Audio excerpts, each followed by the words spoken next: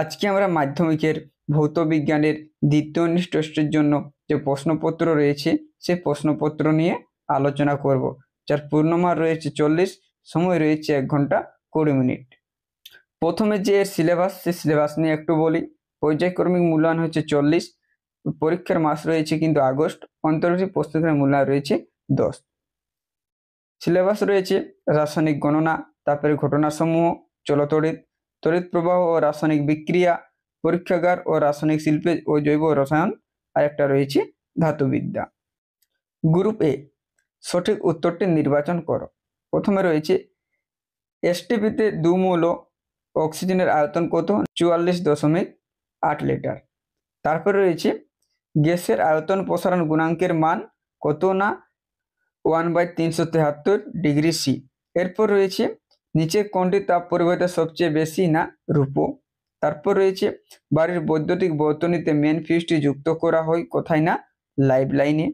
এরপর রয়েছে ফিউজ তারের বৈশিষ্ট্য কি? না উচ্চ রোধ ও নিম্ন গলনাঙ্ক। তারপর রয়েছে জলীয় দ্রবণে একটি মৃদুতড়িৎ বিশ্লেষ্য হলো কি?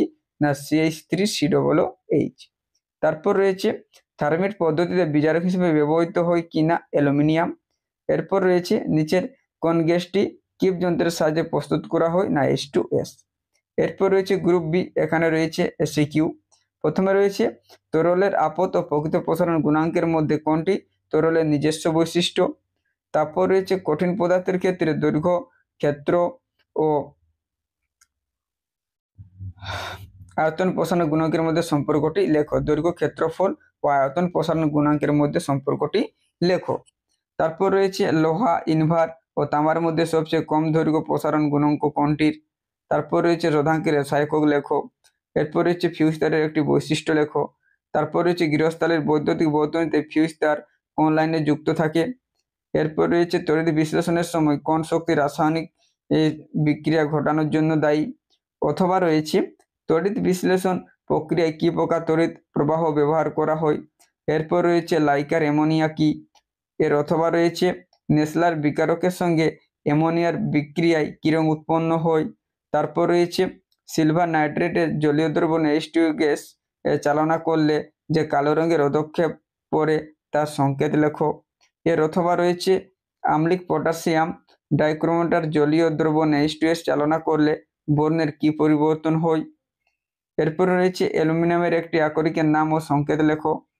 এর অথবা রয়েছে ডুরালুমিনের প্রধান উপাদান কি? এরপর রয়েছে গ্রুপ সি, এখানে রয়েছে 2 নম্বরের 6 × 2 12।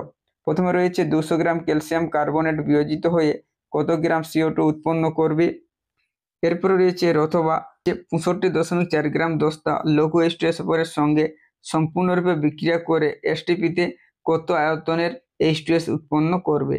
তারপর রয়েছে কঠিন পদার্থের দৈর্ঘ্য প্রসারণ গুণাঙ্কের সংজ্ঞা দাও। এটি কি দৈর্ঘ্যের একক বা উষ্ণতার এককের উপর নির্ভর করে? তারপর রয়েছে পরিবাহীর রোধ পরিবাহের দৈর্ঘ্য ও প্রস্থচ্ছেদের উপর কিভাবে নির্ভর করে? অথবা রয়েছে 220 ভোল্ট 100 ওয়াট কথাটি বাল্বে লেখা আছে, এর অর্থ কি? তারপর রয়েছে অ্যাম্পিয়ারের সন্তরণ সূত্রটি লেখো। অথবা রয়েছে ফ্লেমিংয়ের বামহস্তের নিয়মটি লেখো। তারপর রয়েছে ভাস্বর বাতি ব্যবহারের চেয়ে CFL এর বাতি ব্যবহারের দুটি সুবিধা লেখো। এর অথবা রয়েছে DC অপেক্ষা AC এর সুবিধা ব্যাখ্যা করো। এরপরে রয়েছে সিউ তড়িৎদ্বারের সাহায্যে CuSO4 জলীয় দ্রবণের তড়িৎ বিশ্লেষণে তড়িৎদ্বারের দুটিতে যে যে রাসায়নিক বিক্রিয়া ঘটে তার সমীকরণ লেখো। এরপর রয়েছে ইউরিয়া শিল্প উৎপাদনগুলির নাম লেখো ও প্রয়োজনীয় শর্তের উল্লেখ করো। এর অথবা রয়েছে নাইট্রোলিম কি? এর ব্যবহার লেখো। তারপর রয়েছে অ্যামোনিয়া গ্যাসকে শুষ্ক করতে P2O5 বা গাঢ় H2SO4 ব্যবহার করা হয় না কেন? এর অথবা রয়েছে দুটি গ্যাসের বিক্রিয়ায় একটি কঠিন পদার্থ উৎপন্ন হয়, গ্যাসগুলির নাম ও সমীকরণ লেখো। এরপর রয়েছে অ্যালুমিনিয়ামের পাতে মোড়া আচার বা চাটনি খাওয়া উচিত নয় কেন? এরপর রয়েছে গ্রুপ ডি, এখান থেকে রয়েছে যে 3 × 4 12 নম্বর। প্রথমে রয়েছে 10.7 গ্রাম অ্যামোনিয়াম ক্লোরাইডের সঙ্গে কলিচুন মিশিয়ে উত্তপ্ত করলে কত গ্রাম অ্যামোনিয়া উৎপন্ন হবে? তারপর রয়েছে অথবা কত গ্রাম কার্বন ডাই অক্সাইড চুন জলের মধ্যে চালনা করলে 50 গ্রাম ক্যালসিয়াম কার্বনেট উৎপন্ন হবে? এরপর রয়েছে কঠিনের মধ্য দিয়ে পরিবাহিত তাপ কি কি বিষয়ের উপর নির্ভর করে? এর অথবা রয়েছে তাপীয় রোধ কাকে বলে, কঠিন পদার্থের তাপ পরিবর্তনকের রাশিমালাটি লেখো। এরপর রয়েছে তড়িৎ প্রবাহের তাপীয় ফল সংক্রান্ত জুলের সূত্রগুলি লেখো। এর অথবা রয়েছে একটি বাড়িতে দুটি 60 ওয়াট বাতি, দুটি 80 ওয়াটের পাখা আছে। বাতি ও পাখাগুলির দৈনিক 5 ঘন্টা করে চললে প্রতি মিনিটের দাম যদি 4 টাকা হয় তাহলে মোট কত বিল হবে। তারপর রয়েছে অ্যালুমিনিয়ামের তড়িৎ বিশ্লেষণে অ্যালুমিনিয়াম ধাতু নিষ্কাশনের সময় উহার সাথে ক্রায়োলাইট ও ফ্লোসফার মেশানো হয় কেন। তারপর রয়েছে সল্ট পদ্ধতিতে HNO3 এর শিল্প বস্তুটির নীতীয় সমীকরণ লেখো।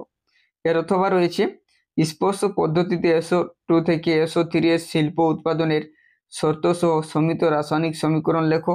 উৎপন্ন SO3 থেকে কিভাবে H2SO4 প্রস্তুত করা হয়। এর অথবা রয়েছে হেবার পদ্ধতিতে অ্যামোনিয়ার শিল্প উৎপাদনের শর্তাবলী ও সমিত রাসায়নিক সমীকরণ লেখো। 4-6 রয়েছে থার্নেট পদ্ধতি কাকে বলে, এর ব্যবহার লেখো। এর অথবা রয়েছে লোহার মরিচা নিবারণের উপায়গুলি বর্ণনা করো। তো এই ছিল মাধ্যমিকের ভৌত বিজ্ঞানের যে দ্বিতীয় ইউনিট টেস্ট, সেই দ্বিতীয় ইউনিট টেস্ট থেকে কিছু গুরুত্বপূর্ণ প্রশ্ন।